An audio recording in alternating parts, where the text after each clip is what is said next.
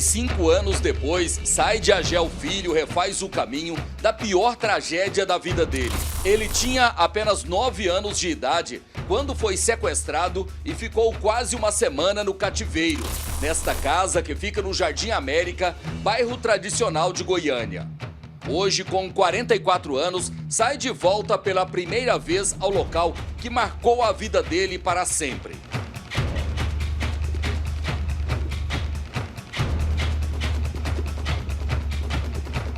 Said, como é que é voltar nesse lugar, nessa rua aqui? É reviver algo que foi muito marcante na minha vida, muito marcante. É algo assim realmente que eu me lembro lá dentro do cativeiro, no quarto que eu estava, assim com uma maneira muito viva mesmo. Na casa, que na época serviu como cativeiro, funciona hoje uma academia estúdio. Não tivemos autorização para entrar no imóvel. Para quem passou quase 170 horas em poder de uma das mais perigosas quadrilhas do Brasil, voltar a esse lugar é reviver dias de medo e apreensão.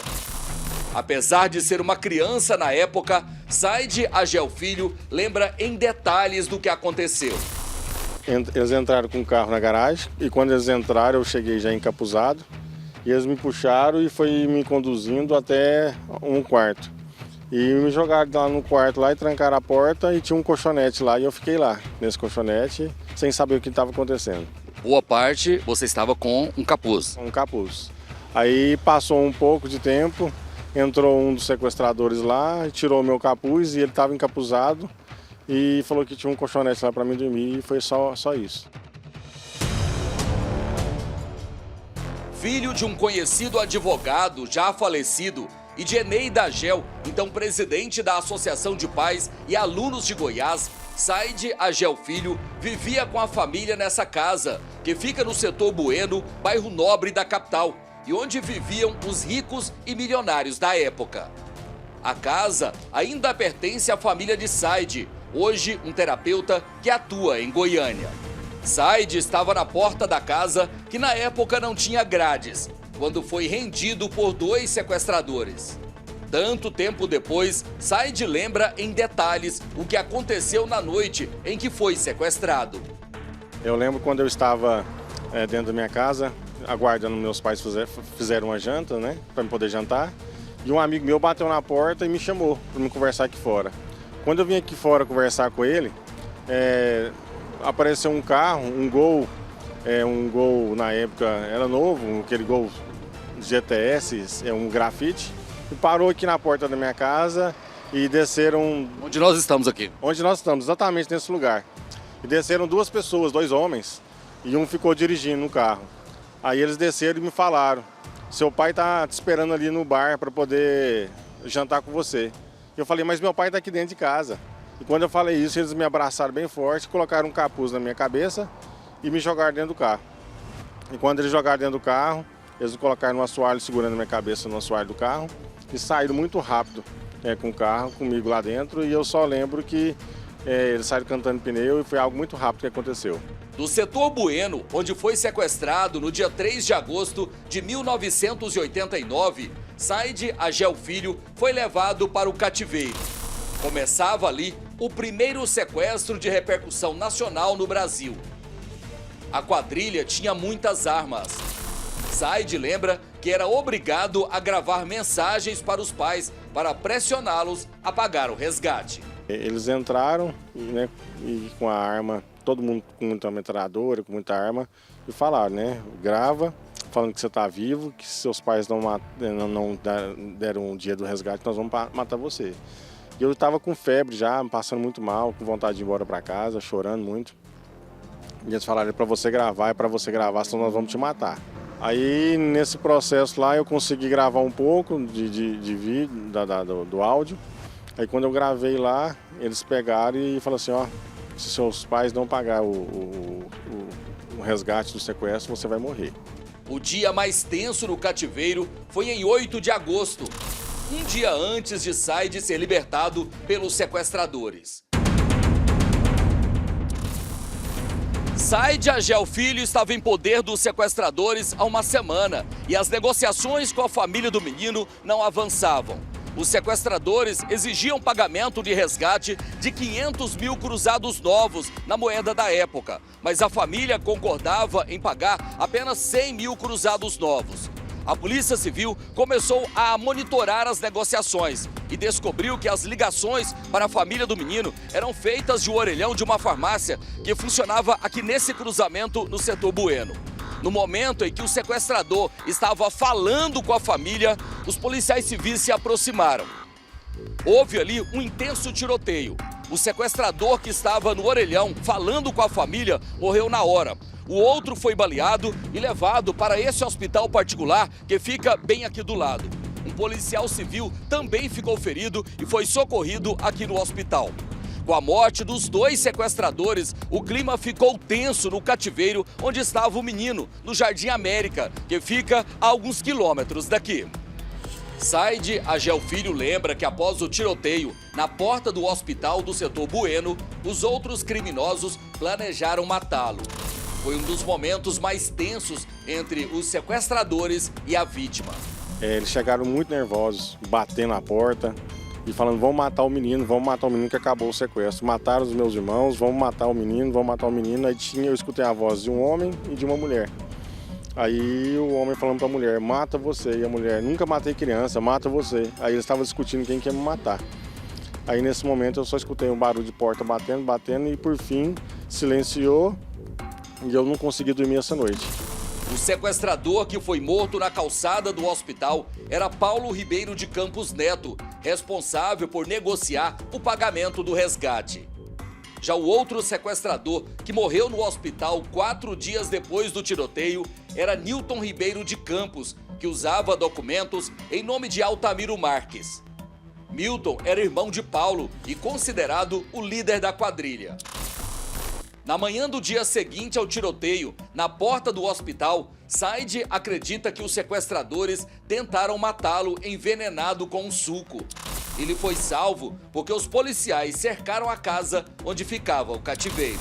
E no outro dia cedo, uma das sequestradoras chegou para mim com um copo de suco de laranja que eu nunca tinha bebido suco. Mas nesse copo que eles trouxeram para mim tinha veneno, porque eles não queriam me matar no tiro, eles queriam me matar envenenado. Aí depois ela até relatou isso mais para frente. E nesse copo, quando eu fui beber o copo de suco, a polícia conseguiu achar o cativeiro que eu estava e já chegou atirando no cativeiro. Aí quando eles começaram a atirar, eu soltei o copo de suco, não bebi o suco e nenhuma bala pegou em mim. Documentos encontrados com os dois criminosos mortos no tiroteio na porta do hospital levaram os policiais até essa casa que fica na rua C 236, também no Jardim América. Na casa, que há tempos está fechada, a polícia prendeu 3 mulheres dos criminosos, que contaram onde era o cativeiro. Aqui morava o líder da quadrilha, Nilton Campos. Na casa foi encontrada essa máquina de escrever, usada pelos criminosos para enviar bilhetes para a família da vítima do sequestro. No início da manhã do dia 9 de agosto de 1989, dezenas de policiais cercaram a casa, onde ficava o cativeiro do menino. Houve intensa troca de tiros entre policiais e criminosos. Saide conta como ficou o clima durante a tentativa da polícia de invadir o cativeiro. Eles me levaram lá para a sala, onde estavam todos reunidos lá com muita arma, e um pegou e ficou com uma pistola no meu ouvido o dia inteiro, machucando meu ouvido, com uma pistola muito forte no ouvido. E a polícia tentando entrar no cativeiro e eles atirando. E lá dentro eles tinham uma televisão que eles conseguiam ver tudo que estava sendo televisionado. Aí helicóptero, essas coisas estavam filmando. Eles conseguiram ver que a polícia estava entrando pelo telhado, essas coisas, eles chegaram e atirando nos policiais. Eles acompanhavam ao vivo na TV? Acompanhavam ao vivo na TV. Então, nesse acompanhamento lá, eles conseguiam saber onde estavam os policiais e conseguiam atirar neles. Inclusive, um até amputou a perna, que tomou um tiro na perna na época. Porque teve os policiais, além da frente, eles tentaram entrar pelos fundos também. Tentaram entrar pelos fundos também. Aí eles conseguiram enxergar tudo isso e falaram: ó, se vocês tentarem invadir a casa, o menino vai morrer. E teve um intenso tiroteio aqui? Teve um intenso tiroteio. Teve um intenso tiroteio aqui, inclusive, uma das coisas que eu falo que é um milagre na minha vida, eu não ter tomado o suco e nem ter uma bala pegada em mim, porque foi muito tiro. Diante da tentativa frustrada de estourar o cativeiro, criminosos e policiais interromperam a troca de tiros e retomaram as negociações. No início da noite de 9 de agosto de 1989, depois de um dia inteiro de negociações, o menino Said Agel Filho foi libertado pelos sequestradores. Centenas de pessoas acompanhavam nas ruas próximas o desfecho da história, que virou notícia em todo o Brasil. Os pais de Said aguardavam a libertação do filho numa casa vizinha. Terminava ali um sofrimento que durou quase 170 horas. Aí quando eu comecei a gritar, falei, mãe, socorro. Aí minha mãe estava presente junto com os policiais e falou, para de atirar que meu filho está aí, para de atirar. Para libertar Said Agel Filho, os sequestradores exigiram um carro forte com motorista e 3 jornalistas, todas mulheres. A fuga dos bandidos, que começou em Goiânia, passou por 3 estados e chegou até o Paraguai. Foi uma sequência de erros e falhas por parte da polícia, que trocou Said Agel Filho por outros 4 reféns. Chegaram a oferecer até avião para os bandidos irem para o Paraguai. Hoje, aposentado, o delegado Marcos Martins Machado afirma que o sequestro de Said Agel Filho foi um divisor de águas para as polícias de todo o Brasil. Falo que foi o divisor de águas para a Polícia Civil do Estado de Goiás até o presente momento. Por quê? Não havia na Polícia Civil uma preparação técnica, profissional, para lidar com a quadrilha daquela que veio do sul do país, extremamente violenta, e que pegaram uma criança e colocou em cativeiro. Altamente preparados para o crime, pessoas que tinham armamentos que a Polícia Civil não tinha e, infelizmente, existe nesses casos uma figura importantíssima que é o negociador, o gerente da crise e o negociador. E nós não tínhamos isso na polícia. Esse outro delegado aposentado, que também participou da operação, confirma o despreparo da polícia da época em negociar com os sequestradores. Nós não tínhamos preparo para isso. Chegamos, nós vamos dar um menino e tal. Não foi bem assim. Os caras são armados. Era armado. Aí surgiu uma nova escola. Nossa, aí foi o divisor de como enfrentar um crime dessa natureza. E aconteceu depois vários outros crimes, mas foram todos verdade, porque a polícia estava preparada. Virou lição mesmo. Virou lição mesmo. Como é na vida normal, tudo é lição, né? Você aprende com os erros. E aquela situação também de ceder carro forte para ir para o aeroporto, aquilo tudo, foi uma sequência... Sequência de erros. Você vê a troca de reféns, sequência de erros. Pode ter, mas nós demos mais do que nós recebemos. Os bandidos, na verdade, estavam literalmente no controle. Estavam no controle. Do cativeiro no Jardim América, em Goiânia, o carro forte com os bandidos e os 4 reféns foi para o aeroporto, mas as autoridades mudaram de ideia e não forneceram o avião para a fuga. Uma das jornalistas foi libertada na pista do aeroporto. O motorista do carro forte foi trocado por um taxista. Sem o avião, os sequestradores decidiram pegar a estrada. De Goiânia, o carro forte seguiu para Itumbiara, no sul do estado. Passou por Prata e Frutal, em Minas Gerais, até chegar em São Paulo. Em Presidente Prudente, os bandidos exigiram um helicóptero para continuar com a fuga, mas o pedido foi negado pelo governo de São Paulo. O carro forte foi parado sobre a ponte do rio Paranapanema, na divisa de São Paulo com o Paraná. Os policiais do Paraná não permitiram que o carro forte seguisse viagem. Foi aí que surgiu um caso curioso e que até hoje está envolvido num segredo. O então prefeito da cidade goiana de Pontalina, Aniceto de Oliveira Costa, ofereceu o avião dele para dar fuga aos sequestradores. No dia 15 de agosto, 6 dias após o fim do sequestro do menino Said Agel Filho em Goiânia, os 4 sequestradores libertaram os reféns e embarcaram no avião do prefeito goiano rumo ao Paraguai. Praticamente sem combustível, o avião foi recebido a tiros pela polícia paraguaia, que tentou tomar o bimotor. O tiroteio só terminou quando os sequestradores ameaçaram detonar as granadas que levavam no avião. O copiloto levou um tiro de raspão no braço e a sequestradora Marlene Inês também ficou ferida. O avião foi atingido por 5 tiros. Após uma longa negociação entre o Exército Brasileiro e a Polícia Paraguaia, o avião do prefeito goiano foi abastecido e autorizado a levantar voo de volta para o Brasil. O avião com os sequestradores pousou numa fazenda no município de Toledo, no Paraná, onde os criminosos renderam o funcionário da fazenda e fugiram numa caminhonete. No mesmo dia, Aniceto chegou no aeroporto de Goiânia, no avião de propriedade dele, e foi recebido como herói.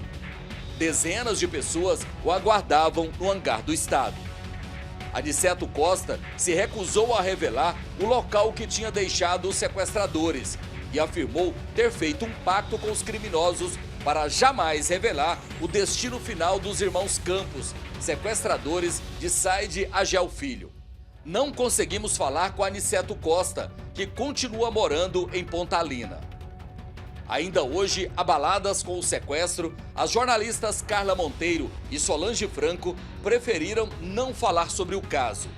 A jornalista Mônica Calaça se mudou para o Tocantins após o fim do sequestro. Apenas 2 mulheres, esposas dos sequestradores, foram presas na época e condenadas a 13 anos de prisão.